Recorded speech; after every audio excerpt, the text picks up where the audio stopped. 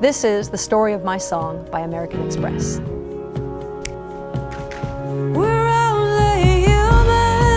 This song, Human, is from my album Returning to Myself, which is really just a set of poems set to music about the things I'm realizing in my 40s that I couldn't have realized in my 20s or even 30s. Human is probably the most existential of those poems.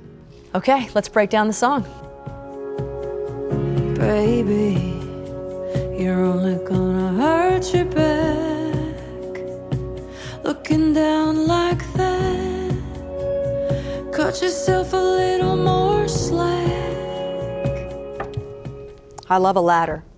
One might wonder, who that verse is about, and it certainly evolved to be about many people and many things. But in this moment, I'm thinking about me. I'm alone at a keyboard in a hotel room at 1 o'clock in the morning. I would try to write in a communal space with everybody in the studio like I have been doing, my whole life, but the songs didn't come in the studio as easily as I'd hoped that they would, but they would come to me in the middle of the night or in these hotel rooms or in these moments of being truly alone. This one is probably the most important example of that. Baby, you're gonna have a heart attack, and they won't thank you. They don't make awards for that. I remember John Prine told me, when you're saying the saddest thing in the world, you have to find a funny way to say the sad things. And that has really resonated with me. And I feel like that's a triumph. When I hear the line, you're gonna have a heart attack, and they won't thank you, they don't make awards for that. It's not funny, but to me it's so funny. And I just love that juxtaposition in songwriting, and I got that from John Prine. Ever since kind of working with Joni Mitchell, I've set the bar for myself a little bit higher, coming up with chords that fit together in unpredictable ways, a lot of chord changes. I remember being younger and not thinking about whether something was predictable or cliched or had been done before, or whether something sounded like another song. It was all about how I felt when I heard the chord progressions. So I just didn't judge myself when I was putting together this chord progression, especially in the verse. And it starts out with a G, and it walks down to an E minor, which I think is like a sigh. It's like letting your shoulders down.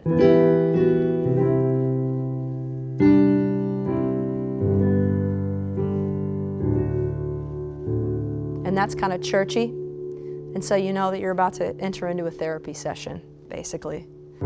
Piano sounds more emotive and somber to me than guitar does. I don't think I've ever written an up-tempo song on a piano, put it that way.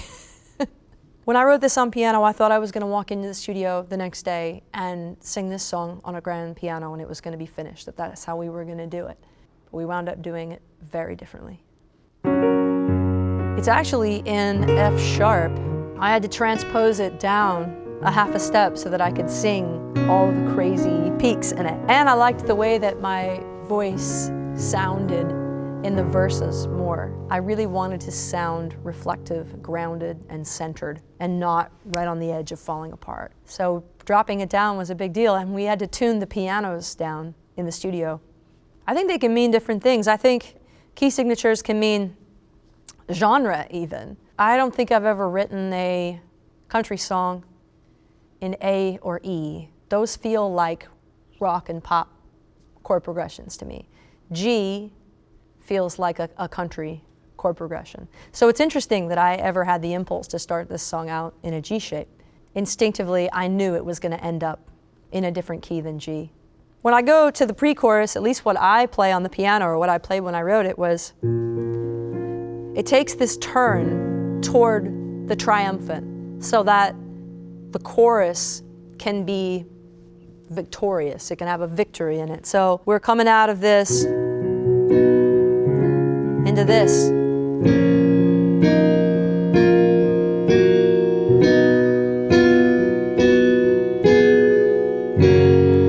So that just tells you right now that the sun's coming out, that you're headed for a message that can pull you out of the place that the verse put you in.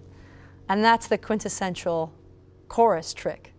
That's what you love when what you want people to feel in a chorus is hope. We know by now the time does not tight. I think when we shift to the we, we're acknowledging either intimacy with another person or that we're talking about ourselves. The we, it starts to open up a little bit to invite somebody else into the song, or it starts to acknowledge who's being referred to. We're only human. I don't need to see how it ends. Tell you that we'll never be here again. We're only human. I just wanna feel my face in the sun. I never really wanted to hurt anyone. Forever only means we had a good run. We don't need to know right now. It's hard enough being human. Since I was a really young person, I've always had this desire to be with, connect to, collaborate with, assimilate into other people. I've always believed maybe that made me like a little bit unevolved, like that you're not really realized until you know how to be alone and with yourself. And I've kind of always raged against that as a concept, but recently I decided I didn't want to have a made-up mind about that. And I went in and I did the journey, and I went up to the barn, and I went to the hotel rooms alone, and I wrote the songs, and then I came out realizing that I still choose other people. I still write about other people even when I'm alone. And that actually just may be my true calling. You don't need to see the ending to know that you don't get to do it twice. That relieves a lot of pressure on a person right there. It reminds us that there are instinctual, innocent, beautiful things that a human being loves, that don't hurt anybody, don't cost any money. They're the great equalizing things, like feeling your face in the sun, looking up to the sun and just feeling that and knowing that somewhere else in the world, somebody else is feeling that exact thing at any given time. I never really wanted to hurt anyone. I don't know that anybody, whether they're on a battlefield or in a war in the comments section or in a courtroom, wouldn't want to believe that about themselves. And if we can find that place of origin that makes us who we are, I think the world could change significantly. Learning to be in the moment is a way to elongate your time here. And then it acknowledges at the end that it's hard being human. We can let ourselves off the hook a little bit and give ourselves a little more slack. Forever only means we had a good run. We don't need to know right now. The reason why it's structured the way it is isn't because I was trying to be irregular with time. It's because the chord progression repeats. It repeats so much, I don't think we need any more of it right there. Forever only means we had a good run. We don't need to know. That's my favorite chord. That's my favorite chord in the song because it's the only time it happens. It came from one of the twins, Phil. Phil and Tim Hanserath are the twins. Phil Hanserath, he writes songs only in my voice. And the melodies that he writes always wind up being sort of cornerstone to like my power ballads. When I first heard the chorus melody of Human, it sounded like this. Please, please don't do do do do do do do do do do do do do. Please, please do do do do do do do do do do do do do do do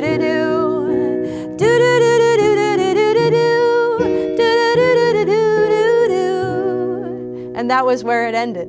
I remember locking immediately onto that melody, but I couldn't get the please out of my head. I didn't think that the chorus was going to be please,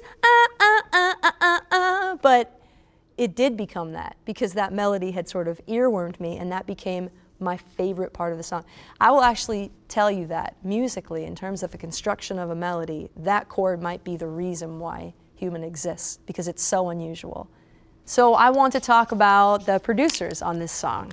Andrew Watt, Aaron Dessner, and Justin Vernon. In my creative process, and in the band's creative process, all three of these guys brought really specific and acutely individual parts of this album. And if you're familiar with their work, you can probably find each of them in it. Andrew Watt brought the drama. He brought the unbridled drama, which is what you hear in the end of the song. Aaron Dessner, he brought restraint. He curbed some of the chaos. At one point, I think Human was bordering a tad on the hysterical.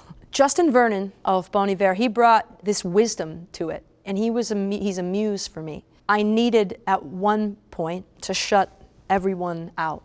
I went back into the studio and I thought I was going to be alone, but in true Brandi fashion, I called Justin Vernon. He changed the molecules, not by what he said or what he did or what he played, all those things happened too, but just by sitting there and listening to it. There were things that I reacted to emotionally when I was playing the album for him that I didn't react to emotionally before. The ultimate test about whether Human was as good as it could be was to invite Justin Vernon back to the studio.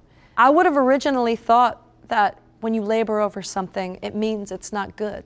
You know, my way of making albums traditionally has been that if you don't have it in your first or second take, you're pushing too hard, you're doing too much. I don't believe that's true anymore.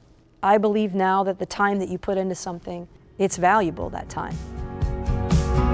It's not like we're ever really gonna learn, and I'm no agent.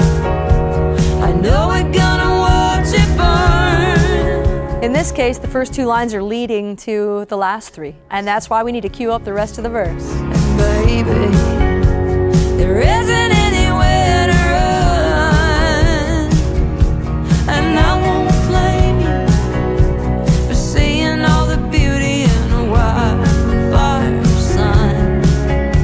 Tomorrow isn't nothing but a game that we used to play. I live in the Pacific Northwest, and at the end of the summer, all the wildfires in Canada, they send this smoke our way. So we get these wildfire suns, these big orange balls of beauty. They look kind of mystical and apocalyptic and beautiful all at the same time. And they conjure mixed emotions because you shouldn't love a wildfire sun. That should be a problem for you to look at that sun and go, oh man, that thing's beautiful. That's kind of what I'm saying, is that if there are going to be wildfires, there are going to be wildfire suns. That finding the beauty amidst turmoil is the most human thing we can do with our time. I heard about the theory that the second track is always the best song on an album, and I did a quick mental inventory of all of my albums and the intention that I've always put into the second track. I always think about the first track like I'm making a set list for a show. Like, how do I want to open this thing? And then when it comes to the second track, I ask myself, but what did I mean by making this album? That second track is always the end game. There's an opener, but then there's, this is why I made this album. So it's almost like a second opener to the narrative. The second verse is over, we're gonna move on to the second half of the song, the big ending.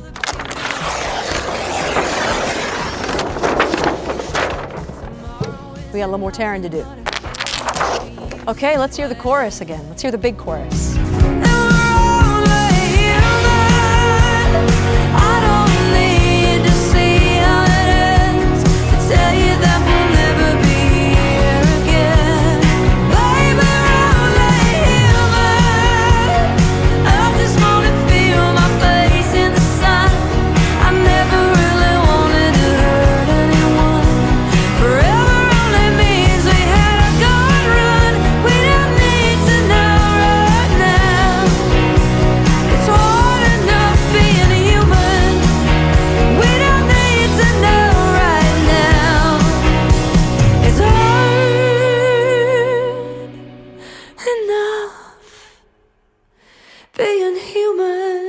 So you'll notice that this chorus takes on a different tone.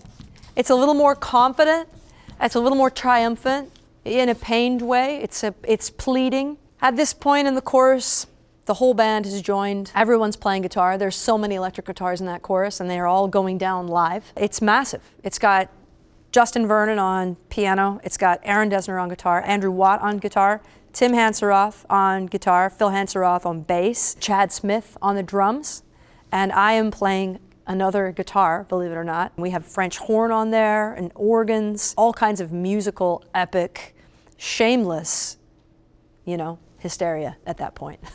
I love starting small and taking these steps where you're adding little bits of drama, little bits of instrumentation, little bits of volume vocally until it's the end of the song and you've come off the rails. It's chaos musically. That's my definition of an anthem. It's hard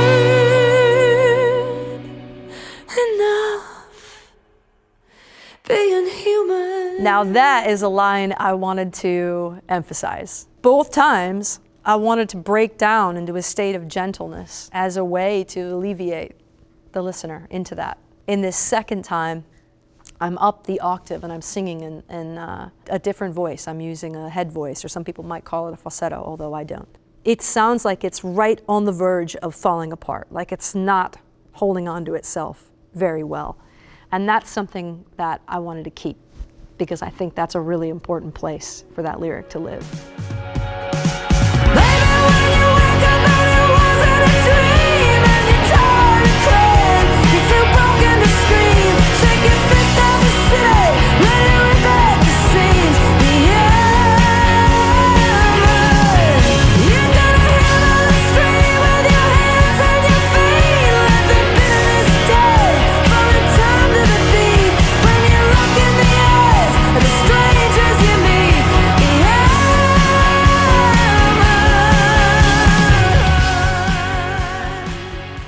The bridge, it's about allowing yourself to go ahead and just descend into that chaos. To remind you that even when we're catastrophizing, even when we are raging and, pounding the pavement, we still have to find a way to be human. In the song, I don't say this word, but I write it when I write the song out, because it's there whether I'm saying it or not. When you're tired of crying, too broken to scream, shake your fist at the city, let it rip at the seams, but be human. It's a caveat. It's a way to do those things that I think is the important message. This is to keep us alive. This is to keep us being impactful and important and being able to change the world that we live in. But we can't do it if we can't change ourselves first. If there's a takeaway from this song, if there's one thing I'd like for people to do, it's that. When you look in the eyes of the strangers you meet, not only be human yourself, but assume that they're human too. Start there, and you'd be really amazed at what can happen. All right, that is the end of the breakdown of my song, Human. That was a really powerful thing for me to get to do, so thank you. Thank you for listening.